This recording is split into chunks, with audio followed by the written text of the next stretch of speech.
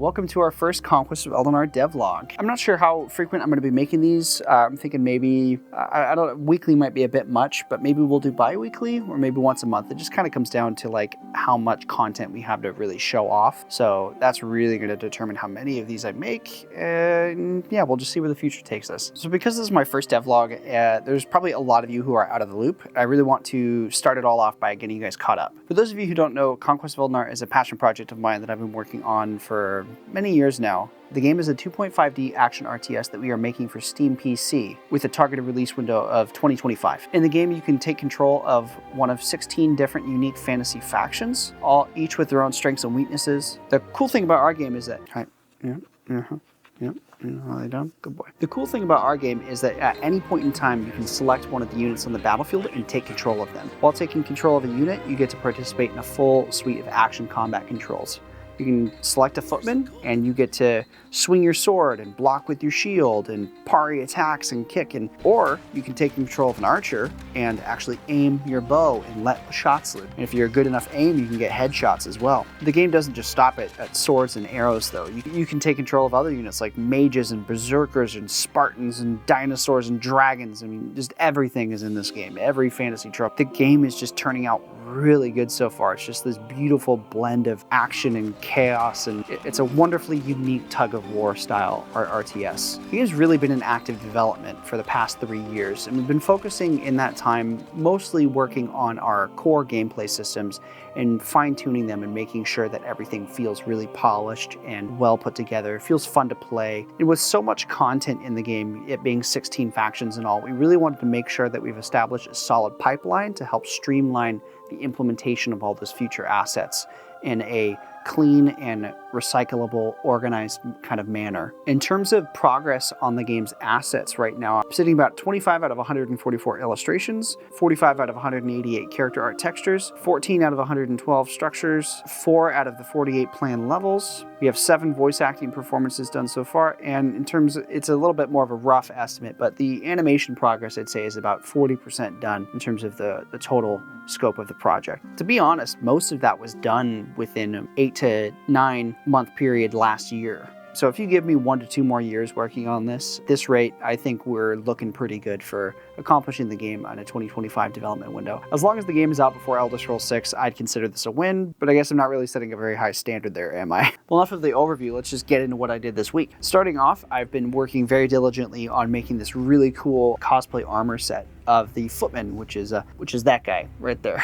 I'm making this armor set and I'm going to use it in a couple of upcoming future videos for the channel, promotional videos. They're going to be really cool. I also plan on using the armor set for a couple of promotional events that we'll be doing later this year, but I'm going to wait till we get a little bit closer to those events before I give you guys any more details on that. Our focus right now in terms of development is completing our shortlist of major gameplay features that are still missing from the current alpha. This week we've been focusing our effort on improving the structures in our game. Structures are these buildable elements at your base that give your team passive and sometimes active buffs. For example, if you build a watchtower, it will increase your vision into the fog of war on the map. Or if you build a blacksmith, it will increase your unit's physical damage output. But then again, sometimes certain factions have their own unique structures that are specific to that faction. An example of this is the Eldinar faction can build a structure called a Storm Conduit, and the Storm Conduit increases magical damage output, helping the faction Eldinar increase its high damage output gameplay style. It was a very productive week. We went from our old garrisons and our old base art styles only having the skinny garrison and only having 3 structures. We went from all of that to big, flashy, new and improved upgraded garrisons. We now have 5 structures. We now have walls. You can train archers and place them on those walls. There's new damage and impact particles. Structures go on fire. They sink into the ground. There's rubble. There's explosions. The game feels just way better. And another cool thing is when you build structures, scaffolding kind of naturally climbs up out of the ground, and you see the hammers as they construct your actual building. And it's much more immersive and a satisfying structure experience now. I'm really happy with what we came up with. You know, the implementation of the walls, it was definitely a new thing, unexpected for us. In our original gameplay design documents, we didn't account for walls, but we discovered early on as we did playtests that not having walls allowed lots of like kind of cheesing and griefing and harassment gameplay tactics to just be too dominant in the early game. And so giving players the option to build a wall has really helped kind of secure your units and your forces within the parameters of your base and help protect against early plays like that. Not that early game harassment is something that I strictly want to outlaw in the game, it's just that we wanted to make sure that we provided some sort of counter to those play styles. It also helps that just adding more options to do in the base, like build a wall or train archers, upgrade structures, do all these kinds of things. Increasing that base building element helps you get more invested in that base and gives you something to do in the downtime, the slower moments of the match as you're waiting to accumulate resources before the really big battles start up later on. It's also nice knowing that your enemy has invested so much in building their base. It makes it that much more satisfying when you tear it down and destroy it. In terms of art and development, the two factions were mainly focusing on getting out the door right now and finishing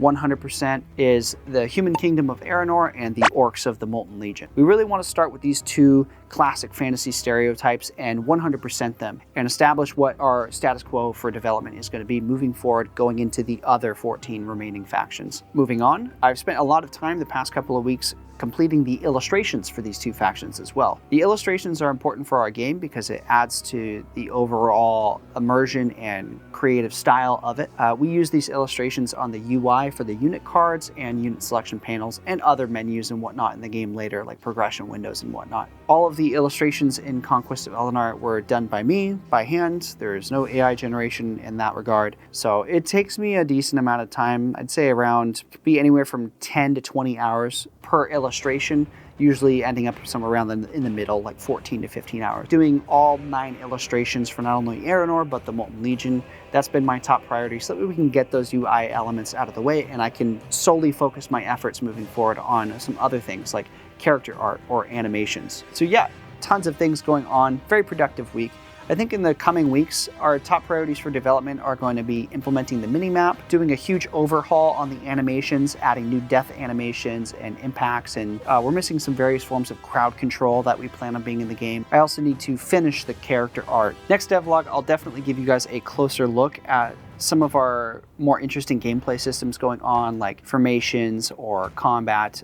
You guys just let me know. I would love it if you guys would leave any questions or comments that you have down below, and I can address these in future videos, giving you guys further insight behind the gameplay systems and whatnot in Conquest of Eldinar. But as for overall kind of summary and temperature check, I think this video does the trick. But yeah, I think that's it for me today. Please go ahead and leave a like and a comment and all the YouTuber things, you know, subscribe, things that I'm supposed to say, right? I don't know. But definitely ask that question about the game and I will get back to you guys next video on that. Thanks for checking in on this devlog and checking out our game. We're really proud of it so far, but there's a big journey ahead of us still. So yeah, I'll catch you guys next time.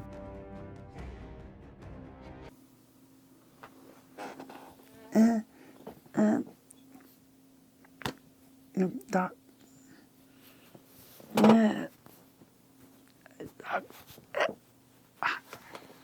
try and hit the record button, but the dog in the. I almost.